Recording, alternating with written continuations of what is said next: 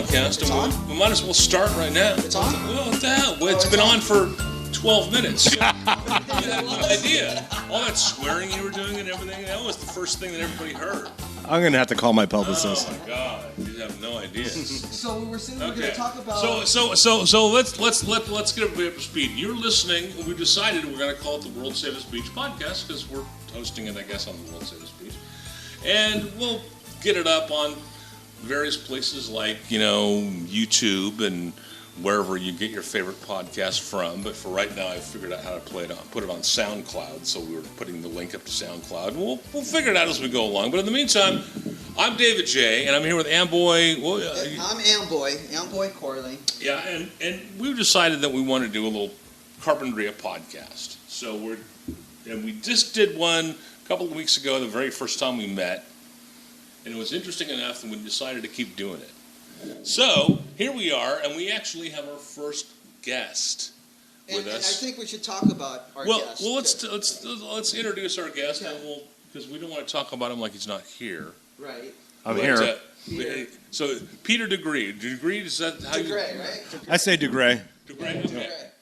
So, and what is that, French?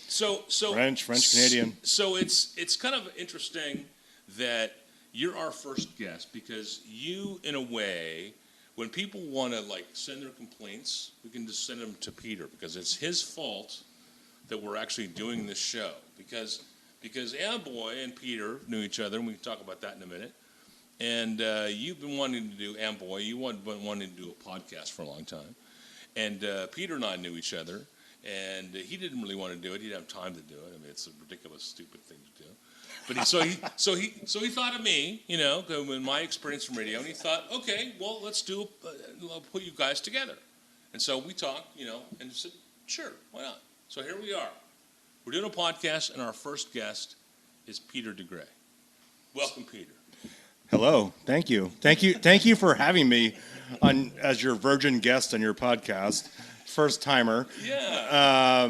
And a little bit about that with my connection with both of you is that it seems like I'm collecting neighbors at this point because obviously my standards aren't very high for who I hang out with and associate with because Amboy was one of my first neighbors in Carpinteria. Oh, really? And then David J was another one of my neighbors. And we actually served on a board of directors for homeowners associations together. Want to say who it is or not? You don't live there anymore. Yeah. I do. I don't care if it was people know where Lagunitas. Yeah. The Lagunitas development. Yep. Yeah.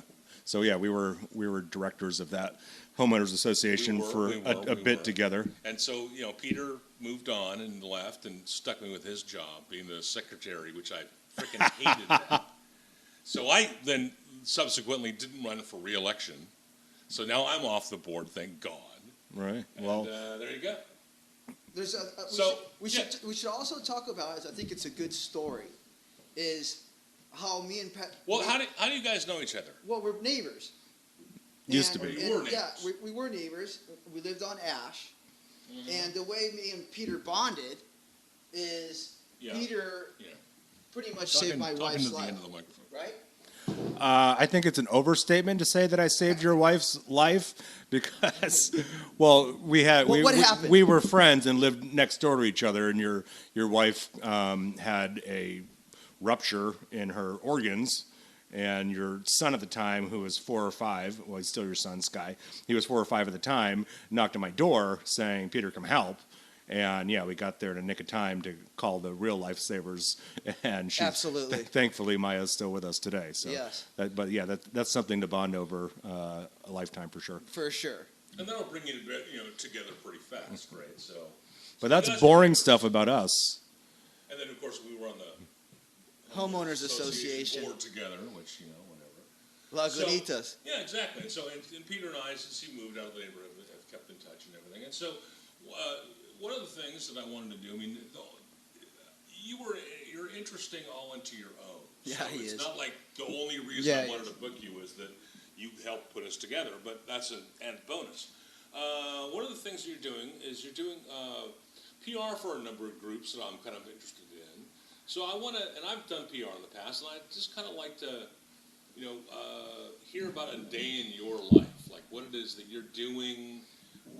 Good what move. kind of clients that you Good have, and obviously, we're here to plug your clients, but we're also here to plug your business. So if you're looking for social media, PR, press releases, what do you do? Well, so my company, small company, PR company. What's the name of the company? We call it a communications company. Two Trumpets Communication. Love it. We came up with it. Leah Boyd is my partner, both domestic and business. In our company. I had no. I knew that. I knew you. I didn't know that. Right, and so we have different portfolios among the two of us. She does more work than I do, so thank you, Leah. And the main client that I work with is Carp Growers. That's the local cannabis farmers group. The CARP, big letters, stands for the Cannabis Association for Responsible Producers. Which it's a hybrid job. It's part PR, part telling our story, letting people know all the great things that our local cannabis farmers are doing, but also because what they're doing is they formed this nonprofit, Carp Growers. I also run the day-to-day business and keep their group organized and on task, but it's controlled and run by a 7-person board of directors.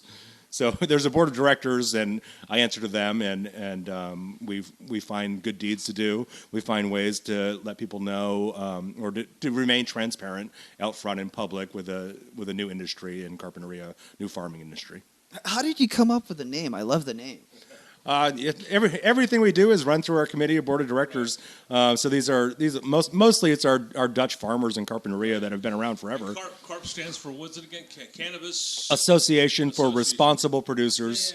Yeah. And the responsible word is the important one, because everyone in our group commits to having best available odor control, and I think we can all see that that's been very effective. I like the odor. Well, not everybody does. Yes. I don't mind waking up to that. Well, I don't. Well, I would contend that you don't anymore, like you would have 2 years ago. But you might, Amboy, wake up to it in your own truck. I don't know about that. It's not carpinteria. It's Amboy's truck. So committing to best environmental practices, committing to really being out front and open, doing things like we host our farm tours to let people inside and see a professional operation. This isn't Cheech and Chong. It's not the Humboldt Hills. And that's one thing that I wanted to talk about. And people who know me know that I've taken when you set me up with a tour of Ed Van Weerende's facility. Right next to the high school, for Christ's sakes. Everybody's all outside of the buffer zone, just to be clear. Well, okay, right. Everybody's all freaked out about the damn high school, and oh my God, the kids are going to. That's where I used to find my pot. Yeah, But I was really impressed with Ed's operation. I mean, and the odor control and the state of the art facility, and people don't realize, because they think it's like Cheech and Chong. It's a bunch of hippies in a field somewhere growing a bunch of dope. And it's not at all.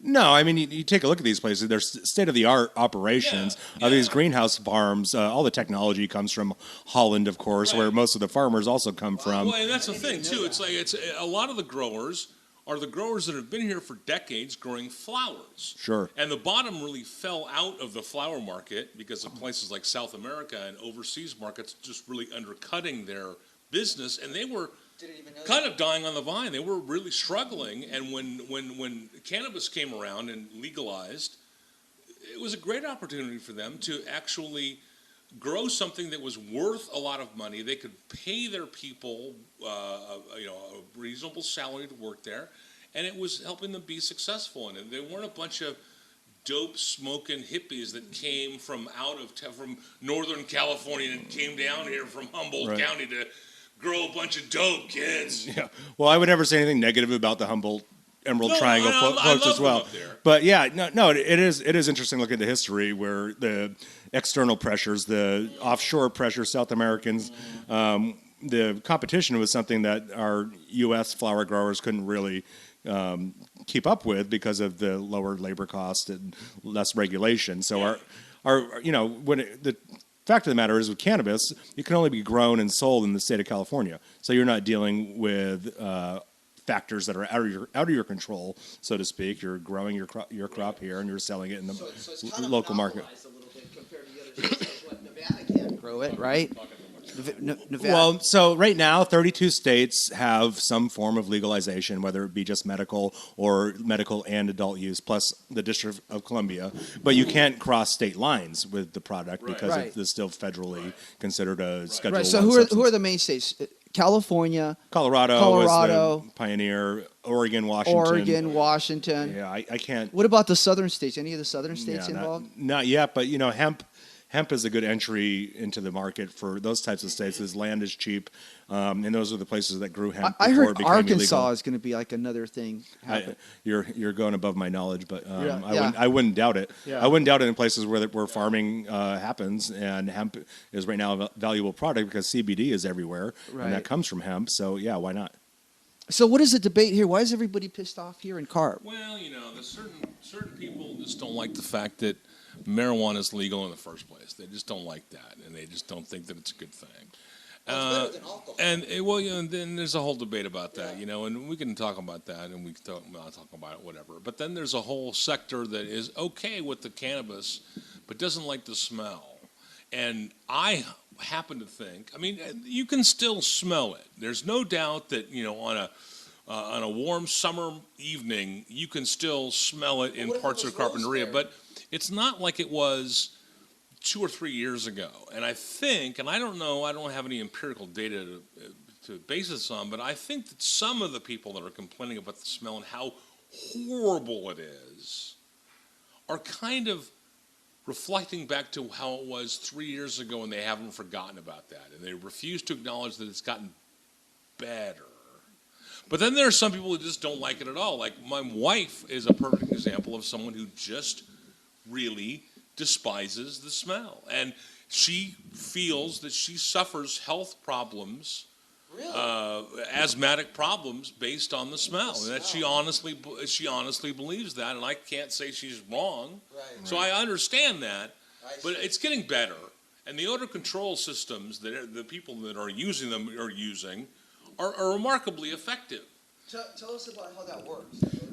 Well, so first to speak to the efficacy, how remarkably effective, to quote you, is that, if you look at the neighborhood, Heath Ranch Park, 2 years ago, you woke up in the morning and it was cannabis, and some people were like, "What? There's skunks around." But then slowly, and I've been directly involved with some of these dialogues, is, hey, what happened? Did they stop farming cannabis? Because I don't smell it anymore, and that to me is that's what would make me most satisfied. It's like, the folks in this neighborhood who at first maybe disliked the smell of the new plant in the greenhouse believed, after we found the best available odor control systems, that the farmer had ceased to grow cannabis on his farm. I drive down Foothill all the time now, and I can barely smell it now. Right.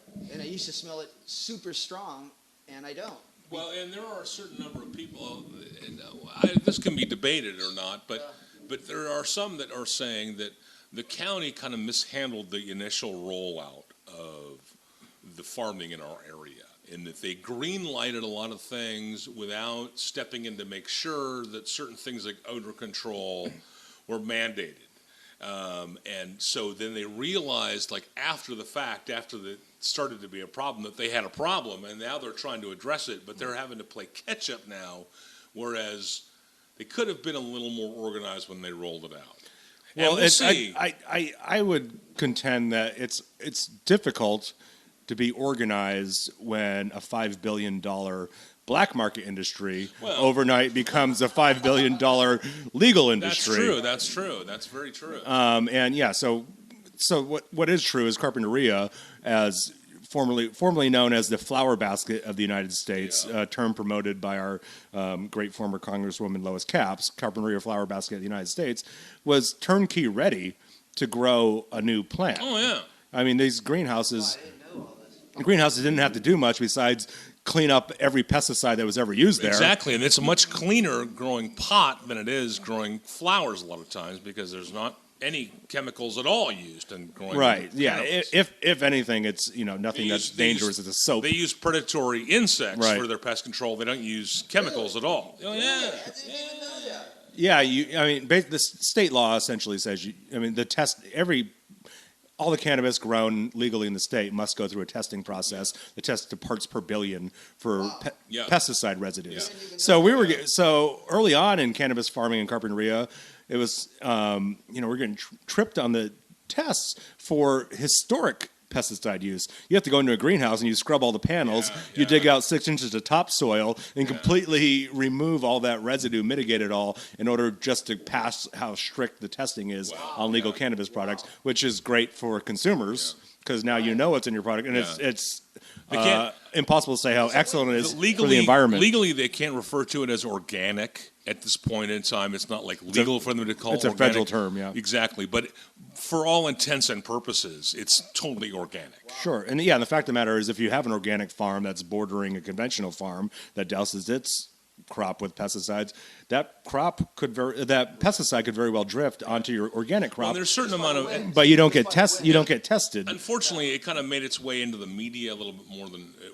really was. But there was a quote unquote controversy between the avocado growers and the cannabis growers over the avocado growers, the ones that weren't growing organically. Were spraying, and it was overspraying onto the cannabis properties, and then the cannabis properties were out of compliance, and so they had to kind of figure out a way for the avocado growers to do their thing and the cannabis growers still to do their thing, and they worked it out. So they're only going to be spraying for I think it's still a work in progress. Certain weeks, but communications happen. But the avocado growers and the cannabis growers are both like willing to legally indemnify the other party if they agree to certain things, and they're both ready to agree. It's just legally they can't indemnify each other over stuff. I guess I don't know. Well, it's a complicated issue. The tricky part really boils down to. But it's not because any one of the parties is being a stick in the mud about it. No. I mean, there's been a lot of amicable relations between both sides, and the tricky part comes down to the mandatory testing of cannabis and the illegality of pesticide drift. And so the testing is so strict on cannabis that if you're a applicator of pesticides working anywhere near cannabis farms, of course you're fearful that you're going to come up on a report saying, oh, I sprayed an avocado orchard one day, and then that crop in the cannabis farm came up, and there's a paper trail. And it could be said, and there are a number of people who've said this, that maybe the regulations on that the state has imposed on cannabis are maybe a little too restrictive, that they need to maybe back off a little bit. There are those people that talk about how when it was an all-black market, there wasn't any regulations at all, and so they were just lots of horrible things going on there, and so the state's putting much greater restrictions on cannabis than they would say broccoli. And maybe they need to back off a little bit. There's some people that maybe think that the state needs to back off a little bit, and then there are some people that think that the state's doing the right thing. They got a new industry; they can regulate it. Let's make it as clean as we possibly can. Sure. And the price is going down. I mean, that's for sure. Well, I don't know. It's the black market. I mean, the people. I don't know about that. That's why the black market seems to be thriving so bad. I've been into some of the local dispensaries, and it's and with the tax and everything on top of it, it's going to be at least $10 or more. All the regulation, everything that they're doing. Yeah. No, I agree. I go from store to store. It's always like $30, $40 for semi-decent weed. I mean, if you want to buy something a little bit more expensive, I think it's $45. Right? Yeah, but see, on the street though, I can get an eighth of weed for $35, even $25. $30. Really? Yeah. Oh yeah. Yeah, and it's going to be what? How much is it in a dispensary? $40, $50? I don't even know. Right. I don't have experience with so buying from the street or it's a little more dispensaries. You're guaranteed to get a better product. They're tracking, the state's tracking it, so for sure there are no pesticides, and which is awesome. Which is great. Yeah, no contaminants whatsoever. Right. And which is important because when you're combusting something, most people that use cannabis flower smoke it, and when you're combusting it, it changes the molecular structure and it becomes more harmful. Yeah. So you want to make sure you have a clean product. Well, but the amount of tax though is like 30%, and that's a lot. There's a lot several layers of taxes and fees. There are. I mean, there's the excise tax, which is 15%. Then there's the state sales tax, and then you got the local counties or cities or whatever putting their own addition onto the sales tax, and then they put a special cannabis tax on top of it. But it's a lot of cash. And by the time, and it's all cash, and it can't be credit cards. I think that's changing to some extent. To a certain degree. Yeah. And there's legislation at the federal level. I forget the name of the bill, but that would open up banking for cannabis in states where it's legal. Yeah. Yeah. When is that? Well, the funny part is the IRS will take the money. Yeah. But exactly. the banks can't yet.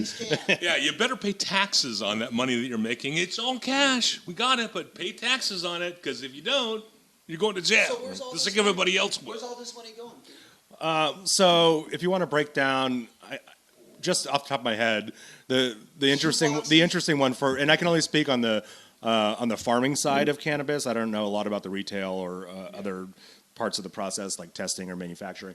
But so right out the door, first of all, for a 10,000 square foot license to grow cannabis annually is $10,000 to $11,000. So each one of those 10,000 square foot, which is less than an acre, is $10,000 each year out the door. And then for each pound harvested, it's $158 flat rate to the state. So if like you're saying, the market has pressured downward, it tanks. If a pound of marijuana only costs $158, well, guess what? The whole price is going directly to the state.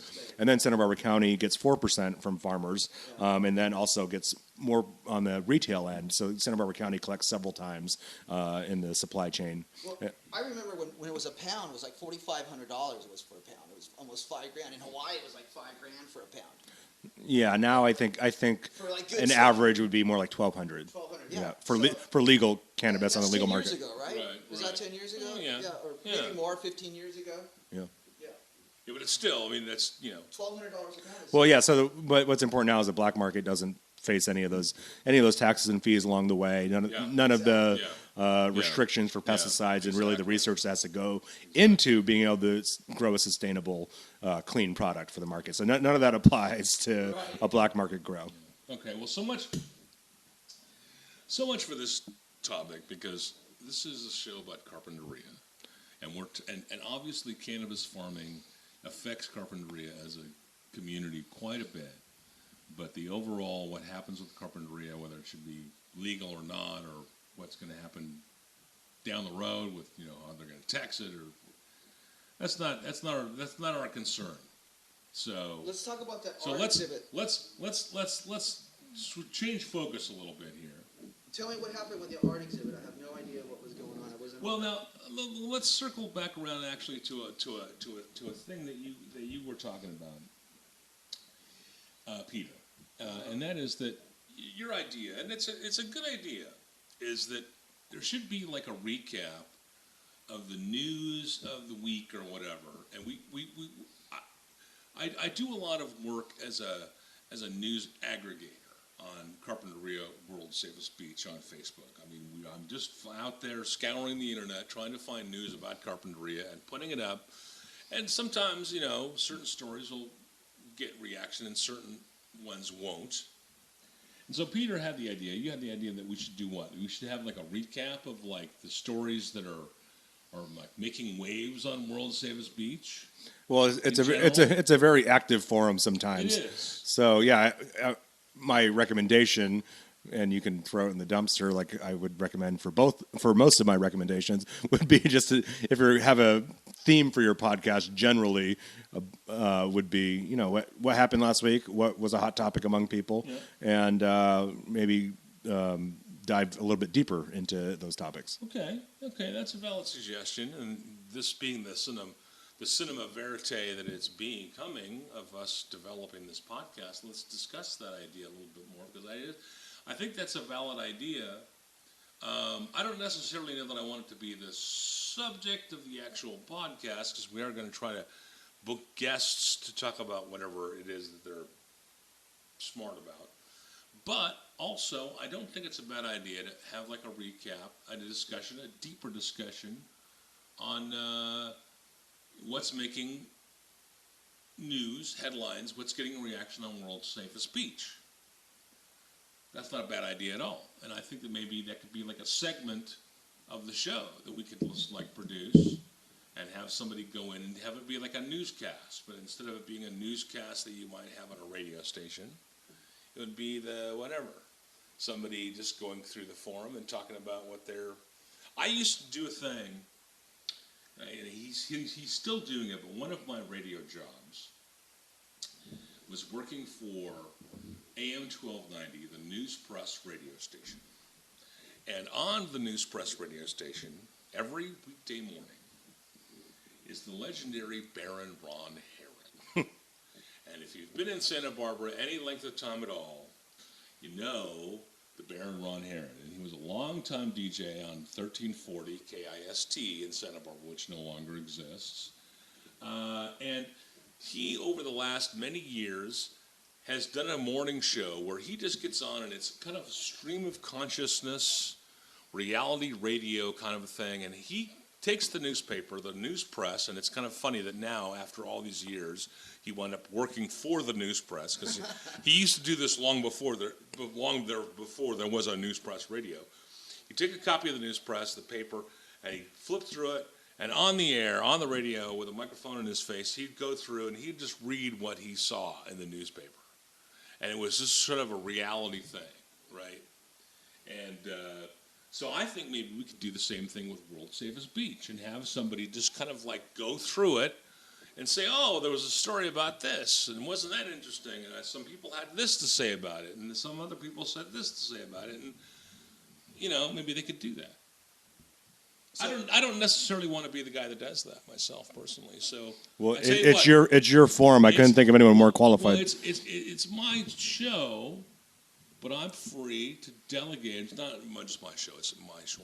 But Amboy's co-host of the show. Thank you. But it's our show. But me being the co-host, I can tell other people to do stuff for me. Right. So I think I'm gonna nominate Peter to take him from being the first guest to being a guy that about once a week, once every couple of weeks or whatever, just gets on the phone with me. Just gets on the phone. I can do this. I can take this at home, no problem. But if you want to get on the phone and do a 2-minute, 5-minute, 10-minute, whatever you want to do, assessment of the World Safest Beach, I can record it on the phone and we can just insert it into the show after the fact, so you don't have to come and see us every week. I want him to come over. Unless you want to be a groupie. I'd have to talk to my booking agent. Right, but I nominate Peter. So Me too, I nominate him too. so come back. You want another beer? Come back to a future episode and see if Peter winds up being the IPA's entertainment all day long. reporter for the World Safest Beach. But we'll try to talk him into it. Okay. What do you think? Where are we going from here? Well, let's talk about Carpinteria. The art exhibit and the fires. Let's talk about that. So one of the things that made a lot of news on the World Safest Beach recently was this art exhibit where they were putting up all over town these pictures of immigrants, basically, and it stirred a lot of. And I posted, I don't know, Coastal View or somebody published a article about it, and I put it and it got hundreds of comments. Yeah, I think it was KCRW, one of the NPR affiliates. That's who it was. Yeah. I get news from all over the place. So there you go. And it just generated a lot of comments. I see a lot of comments on here. What do you think about that?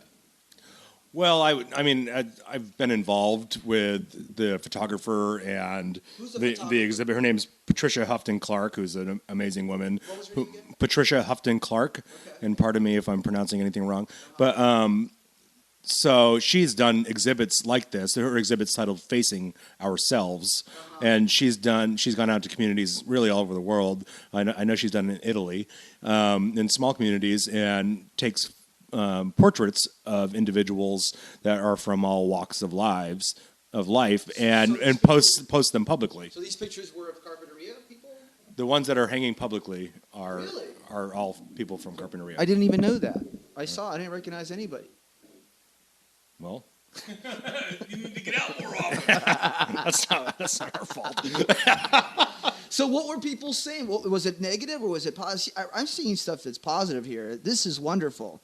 Carol and Careful about giving people's last names. well, I'm on the air. I'm not putting their last names on there, but Well, it is on Facebook already. yeah, It is on Facebook. So we have to assume that I it love, might make it onto the podcast, but you know. as someone who teaches immigration history, I think the photos are beautiful. So I see a lot of positive comments on here. Was there any negative stuff or? Well, I mean, I don't have the Facebook page up in front of me here to find, and I can't. My eyesight is too bad to read the tiny print on your phone. But there were some, kind of. It was a lot of people kind of objecting to. There was immigration. They were a bunch of people that were like. There was a leftist agenda to push pro-illegal immigrants or whatever crazy nonsense there was. I mean, I'm paraphrasing. I don't want to say what they said because I don't believe it. But yeah, there was some controversy.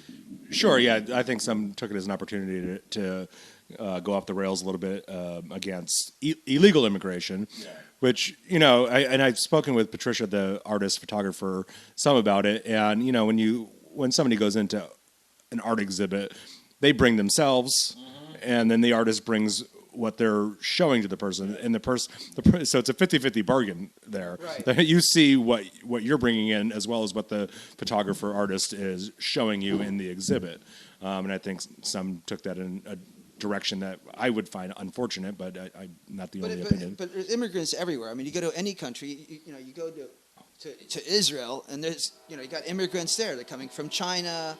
Or coming from Taiwan, or there's always going to be immigrants everywhere. So she's just okay. So now I want to interrupt here just for a second because Amboy assured me that he'd done all the research, and I don't really care about this all that much. It doesn't bother me, but he assured me he'd done all the research on the train schedule, and he swore to God that if we scheduled right now to do the podcast right now. There would be no trains in the background while we did the thing. And he assured me, and I told him, I said, I don't give a fuck if there's a train or not. I'll just make it part of the show. I don't really care. To Amboy's credit, have you ever tried to ride an Amtrak train? It's always an hour and a half late, so the schedule is meaningless. So I just wanted to point out that all that research that you did didn't do any good. It was still, the train came through. Well, Amboy, sorry to distract you from what you were talking about. If we're talking about an immigrant issue that blew up in a Facebook forum, Amboy, your wife is from Israel, correct? Yeah. And you're of Hispanic descent? Yes. My mom's Mexican, and my dad's American. From my father's side, was Scandinavian. I mean, I'm a really mixed. You're a mutt. Yeah, big time. So is my kids. I mean, my kids are real mutts. I mean, because they got everything in them: Israeli, Mexican, and Scandinavian. So if it was a photograph of you and your family in the Facing Ourselves public exhibit in Carpinteria, and somebody looked at that and said, "Oh, he must be an illegal alien because of your brown skin." Right. I mean, that somebody could say that. I wouldn't really care. It wouldn't really bother me. It doesn't, because I find myself a world traveler, and when you travel so much, you don't think about stuff like that. You just deal with it. Like, I was an immigrant in 2 other countries. I was an immigrant in Israel, and I was an immigrant in Costa Rica. I had to work there and make a living there, and I had to follow all their rules, and I had to do everything according to their laws. So I don't really think about stuff like that. I don't. If somebody has a problem with that they're coming in here illegally, or well, that's kind of like on them. If they want to do something about it, I heard a lot of people are calling ICE and the Home Depots in Oxnard. There's rumors about that. It's tough, but ICE can't be everywhere. And your wife's an immigration attorney. Attorney, yeah, of course. Yeah. No. Maya. So that's going to give you kind of a unique perspective on the whole thing. Yeah. It makes it very personal, But I don't find it insulting, and I don't think immigrants really find it insulting. I think they probably appreciated the pictures being taken, and at the same time, I'm not political. I don't lean either left nor right. I just kind of basically stay in the middle of it, because there's so many things that I like about the right, and there's so many things that I like about the left, and there's so many things I hate about both sides. So you can't really put me in the middle of all that. It just won't go. And I guess it's part of being a chameleon. When you have that many ethnicity in you, you become a chameleon. Yeah, well, it's all about being an American, and not deciding you belong to some team or not, being. Yeah, it was tough for when I was a kid because the white boys didn't hang out with me, and then the Mexicans didn't hang out with me because I was a half-breed. So eventually, it just forces you to bridge those two dualities. It would be a word for it. Right. And so your assimilation into the culture where you grew up outside of LA was having to bridge the gap between the surfers and the full-fledged Latino community. Right, and it works out good for the business I'm in too, because I'm working with people that are very elite, very high paying clients, and my workers are Hispanic.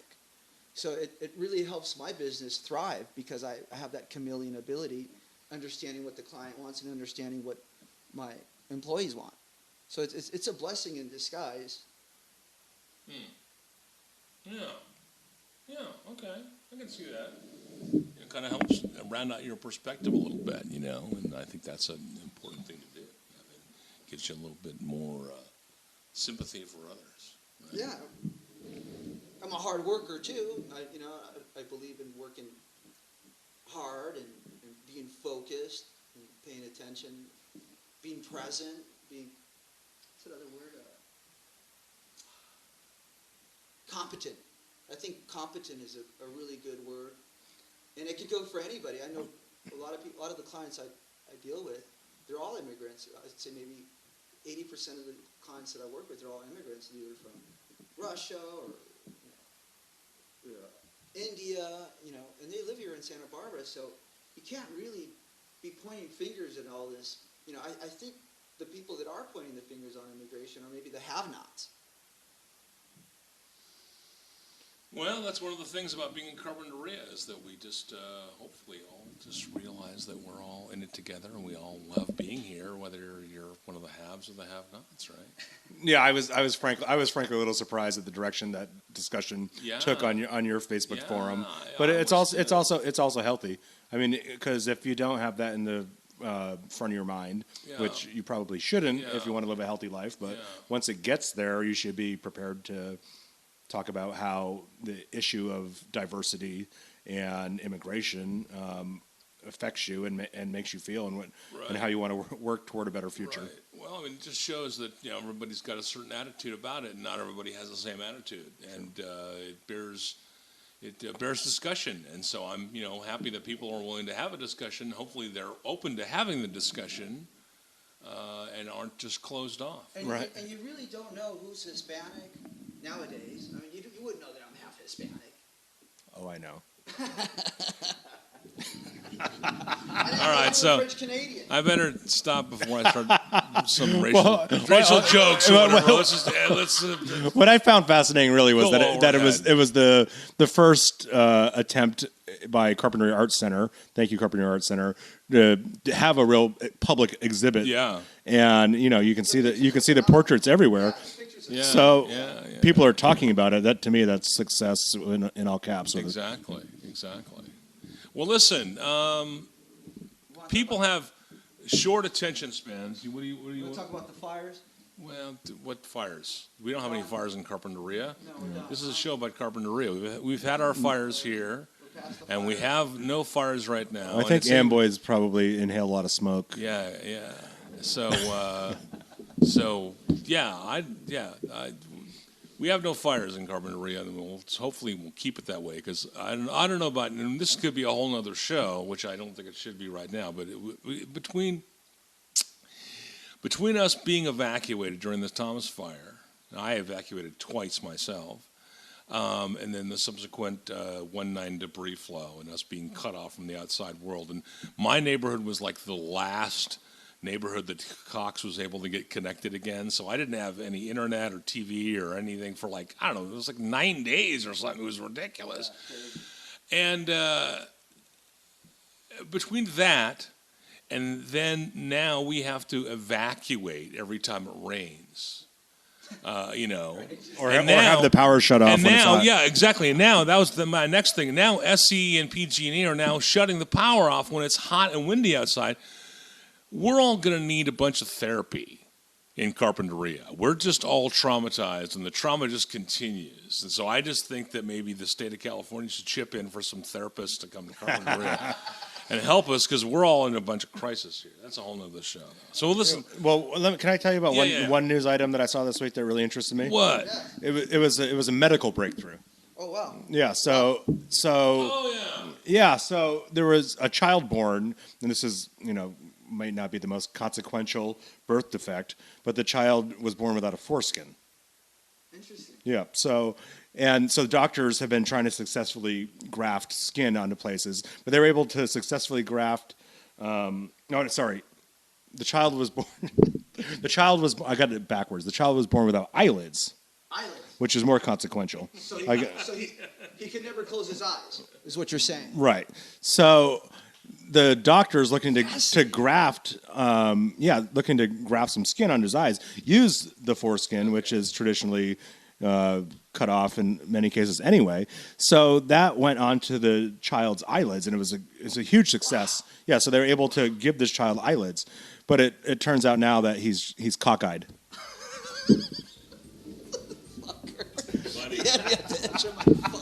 That was a big setup there.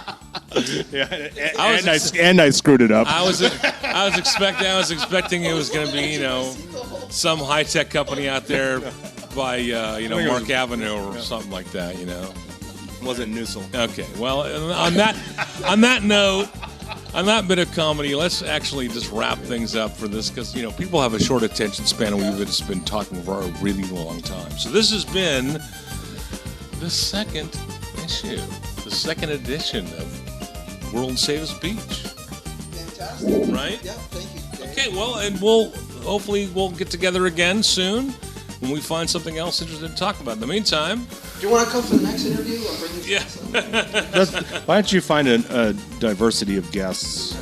But thank you for having me. Well, if anybody else wants to show I'll be up, following you. we'll bring them on like soon. Thanks a lot for listening.